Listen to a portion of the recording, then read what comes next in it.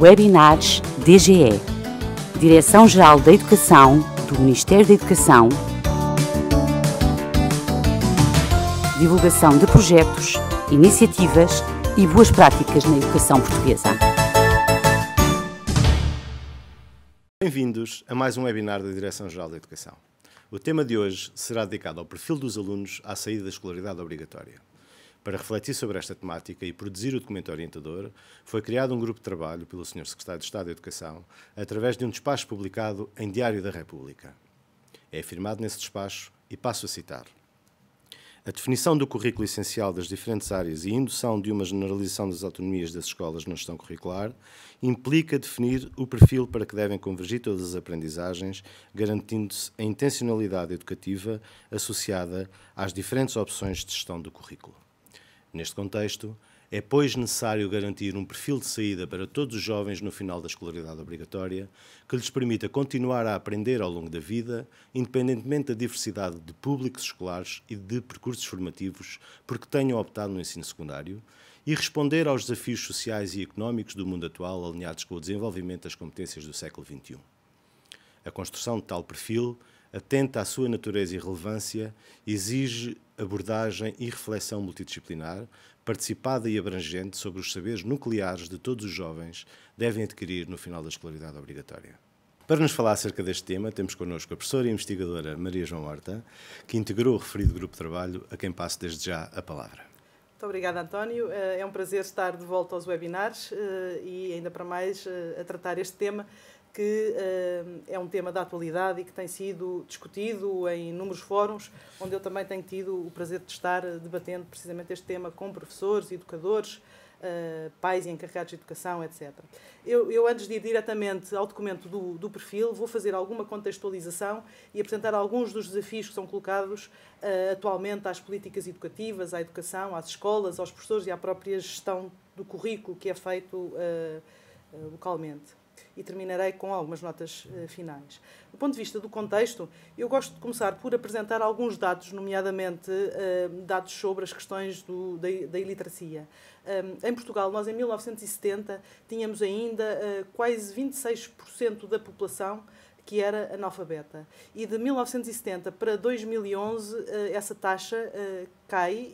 para valores em torno dos 5%. E, portanto, com isto, quero trazer algumas notas de contexto, porque, reparem, o próprio sistema educativo teve que dar resposta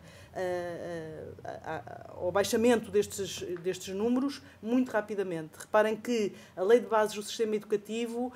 surge apenas em 1986. Portanto, todo o sistema educativo português, a partir dos anos 70, cresceu imenso, e isso acabou por ter consequências na maneira como a própria escola se foi organizando. Portanto, é muito natural quando atualmente ainda ouvimos muitos professores, educadores e até investigadores nesta área referirem o modelo industrial que as nossas escolas ainda apresentam na sua configuração. Um modelo que é um modelo muito disciplinar, uniformizador, muito centrado na transferência do conhecimento, ou seja, uma aprendizagem ela própria compartimentada que espera ter alunos ouvintes, seguidores, conservadores, imitadores e até dependentes do ponto de vista das suas aprendizagens. A realidade da sociedade é distinta, ou seja, cada vez mais a aprendizagem e os teóricos desta área têm trazido muita informação pertinente também e que ajudam a desenhar os modelos educativos. A verdade é que toda a sociedade se organiza de um outro modo e o modelo de aprendizagem é cada vez mais social, mais colaborativo. Como tal, será muito mais pertinente nós trabalharmos com alunos e promover neles competências que os tornam líderes, inovadores, criadores, projetistas, autónomos, ou seja, fazer esta passagem do modelo industrial da educação para um modelo social. Obviamente que este é o grande desafio que se coloca, como fazer essa mudança num paradigma tão instalado ainda nesse modelo industrial. E a questão que, como eu referi há pouco, se coloca precisamente é como deve então a escola formar estes jovens que são diferentes das gerações anteriores e de quem se exigirá também algo de diferente num futuro, um futuro ainda incerto. E sobre estas questões, instituições várias têm manifestado preocupação e desenvolvido trabalho nessa área. A OCDE tem neste momento um grupo de trabalho designado Currículo 2030, onde Portugal está integrado. Ainda muito recentemente houve uma conferência internacional no nosso país e onde estas questões, como referi, têm estado a ser abordadas e trabalhadas nestes fóruns. Mas não é só a OCDE, encontramos também preocupação junto do próprio Fórum Económico Mundial para a identificação das designadas competências para o século XXI e, se passarmos por vários currículos que têm estado a ser trabalhados em países emergentes, países com elevados níveis de desenvolvimento, observamos também estas questões nos seus documentos orientadores. E rapidamente passarei aqui algumas imagens para ficarem também com este testemunho do movimento em torno de um currículo que não é um movimento apenas que está a acontecer no nosso país, é um movimento internacional. E, como tal, trago aqui imagens esquemáticas daquilo que está a acontecer em termos de mudanças no currículo da Austrália, como referi, da Finlândia e também de Singapura. Poderia trazer outros exemplos, mas estes acabam por também eles próprios terem sido inspiradores para algumas das mudanças que estão a acontecer atualmente no nosso país. Então, na sequência deste pequeno resumo que acabei de fazer relativamente também a este movimento em torno do currículo que está a acontecer noutros locais, também aqui em Portugal, desde há quase 2 anos, deu-se início a um movimento em torno do olhar, o currículo no nosso país, um olhar para o currículo, e eu aqui gosto de citar a professora Maria de São Roldão, que tem esta definição muito concreta relativamente a currículo, e ela diz, e passo a citar: currículo numa acessão lata, o currículo constitui o núcleo definidor da existência da escola, um corpo de aprendizagens que a sociedade considera necessárias. E, portanto, isto traz-nos um pouco àquilo que foi o início da minha apresentação, em que eu referia as mudanças da própria sociedade e aquilo que se espera de um jovem quando ele termina o seu percurso na escola, no caso português, os seus 12 anos de escolaridade obrigatória. A verdade é que todas estas mudanças que estão a acontecer na sociedade e que, de algum modo, têm que estar plasmadas naquilo que é o currículo, dizia o Sr. Secretário de Estado da Educação em abril de 2016, à saída de uma conferência importante que aconteceu na Fundação Carlos Gulbenkian, dizia ele que aquilo que temos de ter é um perfil de saída, não queremos fazer uma reforma curricular, não estamos a falar de uma reforma curricular, mas, a partir dos instrumentos que temos, definir. Estamos a formar para quê? Qual é o perfil de saída dos alunos? A partir daí, identificar em cada disciplina o que é necessário para chegar a esse perfil e flexibilizar o resto. E reparem que em 2016, estávamos em abril de 2016, é nesta altura também que é constituído este grupo de trabalho onde eu estive e que acabou por produzir este documento, mas havia aqui já uma visão muito clara de que seria importante definir o perfil dos alunos no final da escolaridade obrigatória, mas isso por si não era suficiente. Isso por si enquadraria algumas das mudanças que já à data se sentia serem importantes serem feitas, mas era preciso depois dar instrumentos à própria escola para que o próprio currículo pudesse ser flexibilizado, e isso obrigou também a um trabalho que ainda está em curso, que é o da definição das aprendizagens essenciais. E, portanto, este documento, e agora centrando a minha apresentação mais no próprio documento do perfil dos alunos, ele está estruturado em princípios, visão, valores, áreas de competência e implicações práticas. É dito, afirmado e sublinhado no próprio prefácio escrito pelo Dr. Guilherme de Oliveira Martins, que é um perfil de base humanista, o que significa a consideração de uma sociedade centrada na pessoa e na dignidade humana como valores fundamentais. Ou seja, não estamos apenas a falar de um perfil de competências, como muitas vezes ouvimos referência a este documento, na verdade, ele vai para além das competências, ele centra-se no olhar dos jovens, dos alunos à saída da escolaridade obrigatória, com esta preocupação que é também a do estabelecimento daquilo que são considerados os valores fundamentais. Há um esquema no documento do perfil, um esquema que tenta sintetizar todo este referencial para a educação e que tem precisamente identificadas, para além das áreas de competência, no centro, os valores que este perfil tem consignados. Liberdade, responsabilidade e integridade, cidadania e participação, excelência e exigência, curiosidade, reflexão e inovação. E aqui eu iria só, quase a terminar, fazer uma referência à questão das competências. Há pouco sublinhei que não estamos perante um perfil de competências, no entanto, no século em que estamos e na preparação que estamos a fazer para estes jovens que irão sair da escola daqui a 12 anos, a verdade é que toda a sociedade exige aquilo até que muitas vezes na literatura encontramos como as competências não cognitivas ou as soft skills, e foi importante também neste documento referenciar de forma muito clara a definição que assumimos para este conceito. É uma definição que vai buscar contributos ao documento da própria OCDE, que recentemente foi produzido sobre esta temática, e, portanto, eu gostaria aqui de sublinhar esta definição, ou seja, competências são combinações complexas de conhecimentos, capacidades e atitudes que permitem uma efetiva ação humana em contextos diversificados. Isto, para mim, importa sublinhar esta definição, porque muitas vezes ouvimos, até na própria comunicação social, enfim, noutras tendências e noutros olhares para a educação que não este, associar competências a algo despido do conhecimento, despido de saberes. E eu queria sublinhar que não é de todo esse o conceito que aqui foi tido para a questão das competências. Ou seja, estamos perante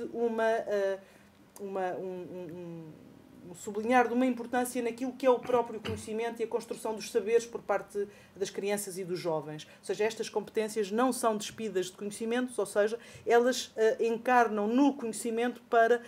neste esquema de trança que estarão agora a observar, perceber-se que conhecimentos, capacidades, atitudes e os próprios valores são eles que conduzem ao desenvolvimento das competências. No documento acabámos por não seguir as competências uma a uma, agregámo-las em áreas e designámo-las por áreas de competências, e são elas linguagens e textos, informação e comunicação, raciocínio e resolução de problemas, pensamento crítico e pensamento criativo, relacionamento interpessoal, desenvolvimento pessoal e autonomia, bem-estar, saúde e ambiente, sensibilidade estética e artística, saber científico, técnico e tecnológico, consciência e domínio do corpo. Há implicações práticas que vêm referidas no próprio documento e que eu agora, nesta apresentação, para não me alongar, não as vou referir uma a uma, vou apenas convergir nesta ideia de que este documento do perfil, por si, será um documento interessante, mas a importância dele residirá na capacidade de ele depois servir enquanto instrumento na própria escola e, acima de tudo, na sala de aula. Se lerem com algum cuidado estas implicações práticas, que, enfim, não se esgotam na enumeração que vem no próprio documento, mas hão de observar que muitas delas remetem para o que acontece na sala de aula. Quero com isto dizer que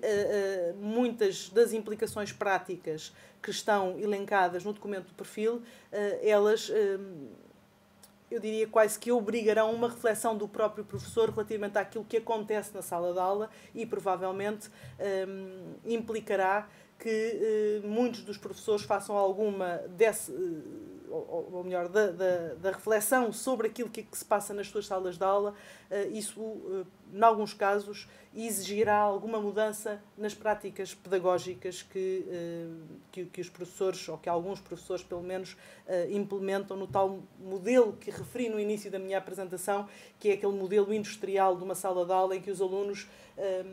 têm um papel passivo e toda a atenção deve ser concentrada no professor. Portanto, com este perfil, estamos perante um perfil de jovem que desde cedo tem que começar a saber trabalhar em equipa, a colaborar, a ter competências de comunicação e, portanto, é para aí que a sociedade aponta. Se observarmos aquilo que é a maneira de trabalhar nas empresas, nomeadamente nas criativas, nas tecnológicas, mas não só, as pessoas trabalham em grupo, trabalham em equipa e a sala de aula também, de algum modo, deve refletir aquilo que a própria sociedade hoje em dia exige relativamente à educação e à maneira como os jovens se posicionam. E termino com umas brevíssimas notas finais, dizendo que, e nesse aspecto trago o nome do professor Dias de Figueiredo. Ele tem apresentado este modelo que me parece muito interessante e que encaixa muito nesta lógica que aparece no documento do perfil, que é a de olhar para o sistema educativo como um ecossistema social, ou seja, um ecossistema social onde encontramos muitos atores que vão desde o currículo, os professores, os sindicatos, as editoras, os pais, encarregados de educação, a própria avaliação, as políticas, os manuais, etc. E, enquanto ecossistema, e se recordarmos aquilo que se passa noutros ecossistemas, há uma tendência para serem mantidas configurações estáveis, ou seja, configurações que acabam por ser muito resistentes à mudança. E muitas vezes quando se tenta mudar alguma coisa no sistema educativo, nas próprias escolas, há uma tendência para resistir à mudança. Portanto, há que acautelar que investir apenas na formação de professores ou investir apenas na mudança dos programas e do currículo só por si não será suficiente, porque a tendência é, assim que essa pressão for aliviada, a configuração do ecossistema voltar àquilo que era antes dessa intervenção. Portanto, é importante a formação de professores, sem dúvida, mas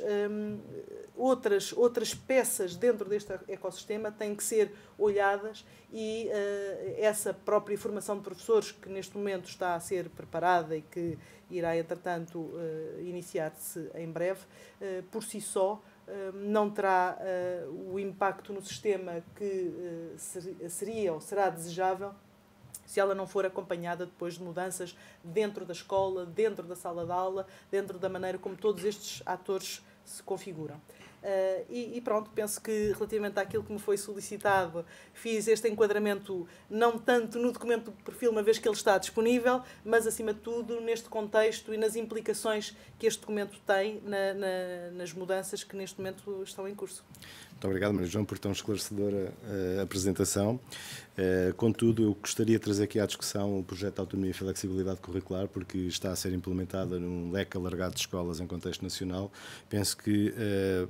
é importante que se perceba qual é a relação entre o perfil do aluno e o projeto de autonomia e flexibilidade curricular e, ao fim e ao cabo, como é que tudo isto se operacionaliza nas escolas. Muito obrigada, António, pela sua questão. Ela é realmente muito pertinente. Eu dizia há pouco que ter o documento do perfil, por muito interessante que ele seja e que leve a algum debate ou alguma discussão na sociedade e na escola,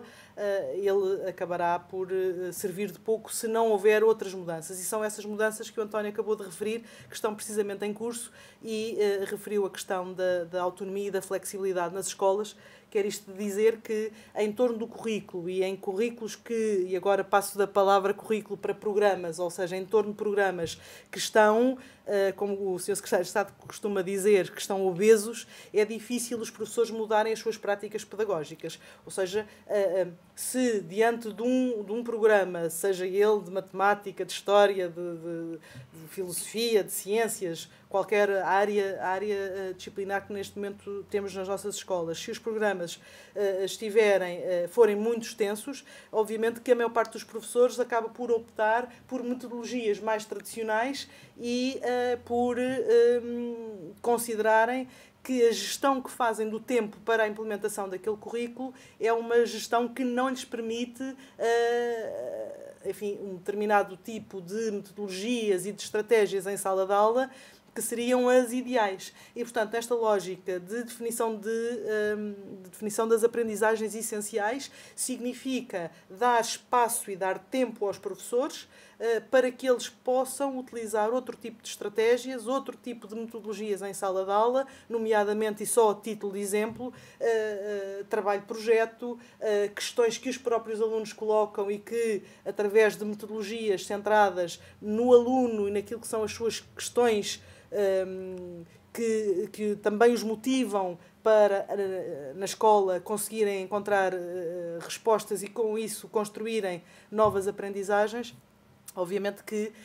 precisaremos de ter um currículo também ele flexível e que permita ao professor planificar e programar as atividades em função daquilo que muitas vezes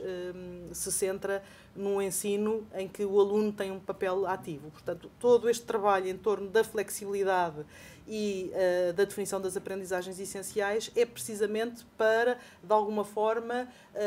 ajudar e permitir a que se alcance este perfil à saída da escolaridade obrigatória. Portanto, no fundo, estão-se a dar instrumentos às escolas, estão-se a dar instrumentos aos professores para que seja possível passar daquilo que é um documento, passar do texto à prática, porque, em última instância, é isso que se pretende. O que se pretende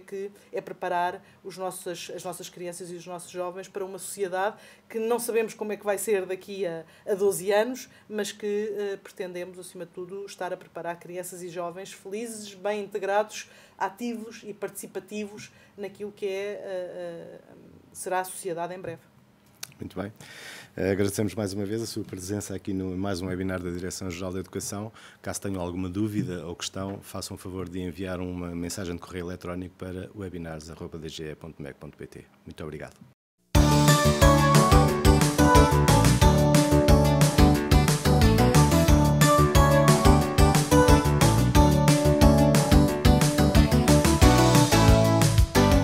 Webinars DGE, Direção-Geral da Educação do Ministério da Educação, divulgação de projetos, iniciativas e boas práticas na educação portuguesa.